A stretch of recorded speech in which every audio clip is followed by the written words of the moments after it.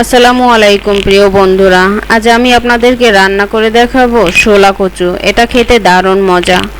শোলা কচু যেভাবেই রান্না হোক না কেন এক নিমিষেই এক প্লেট ভাত শেষ হয়ে যাবে। তবে এইভাবে রান্না করলে খেতে দারুণ মজা। গরম ভাতের সাথে এইরকম শোলা কচু ভাজি খেতে এতটা লোভনীয়, একবার না খেলে বুঝবেন না। এই যে দেখুন, আমি এখানে একটা কচু নিয়েছি। কচুর আজকে আমি ডাঁটাগুলো রান্না করব না, আজকে রান্না করব আমি ভিতরের কচুটা থেকে কিছু অংশ। তাই আমি কচুটা কেটে নিচ্ছি। এই যে দেখুন, কচুটা ভালো করে খোসা ছাড়িয়ে নিতে হবে। কচুটা থেকে যদি ভালো করে খোসা ছাড়ানো না হয় তাহলে কিন্তু গলাটা চুলকানোর সম্ভাবনা থাকে। তাই ভালো করে খোসা ছাড়িয়ে তারপরে কেটে নেবেন। এই যে দেখুন, আমি যেভাবে কেটে নিচ্ছি আপনারাও ঠিক সেইভাবে কেটে নেবেন। তারপর এইভাবে দুই দিক থেকে কেচে নেবেন। এটা অপশনাল, কেউ চাইলে এভাবে কেটে নিতেও পারেন, কেউ না চাইলে না নিলে অসুবিধা নাই। এটা যার যে রুচি মতো।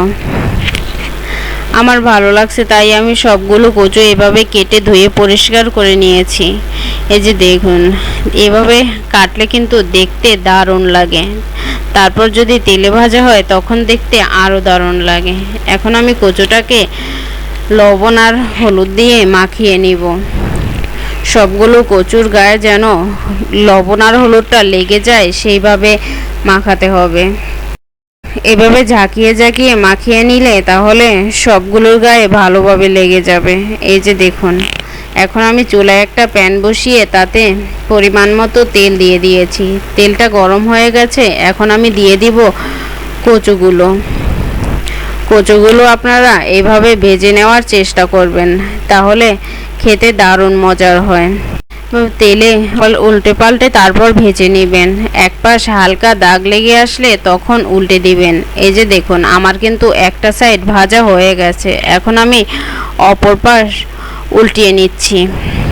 আমার যদি এরকমের কচু রান্না হয় তাহলে অন্য কোনো তরকারি দরকার হয় না। আপনারাও খেয়ে দেখবেন। যারা কচু খেতে পছন্দ করে না, এভাবে রান্না করলে তারা বারবার খেতে চাইবে।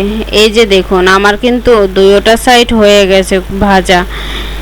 দেখতেই তো পাচ্ছেন ভাজাটা কেমন হয়েছে।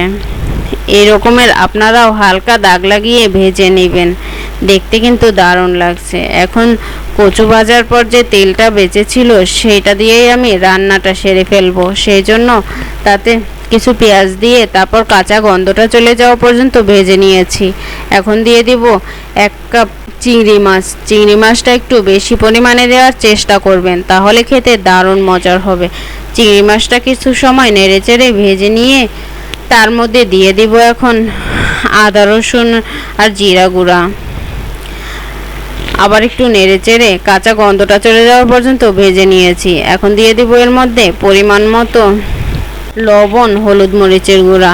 লবণটা অল্প পরিমাণে দিয়ে দিয়েছি, কারণ কচুটা ভাজার সময় আমি লবণ দিয়ে দিয়েছিলাম।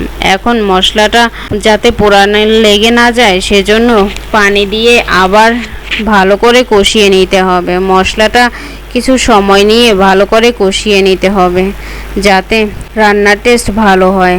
এখন আমি কচুটা দিয়ে দিব। কচুটা দিয়ে তারপরে মশলার সাথে আরও 5 মিনিট কষিয়ে নিব।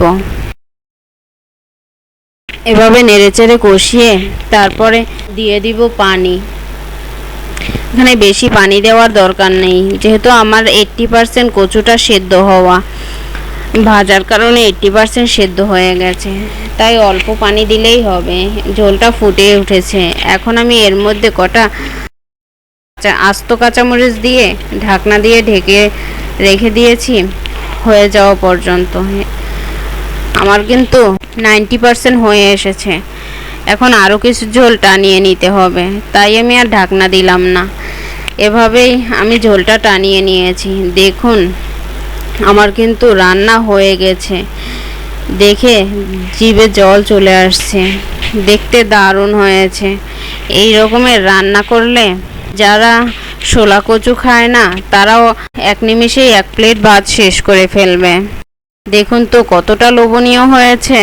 যারা শোলা কচু খেতে পছন্দ করেন না তারা একবার হলেও এভাবে রান্না করে খেয়ে দেখবেন, খেয়ে আমাকে কমেন্ট করে জানাবেন কেমন লাগছে। যদি আপনাদের কাছে ভালো লাগে তাহলে আমার চ্যানেলটিকে সাবস্ক্রাইব করে দিবেন। আল্লাহ হাফেজ।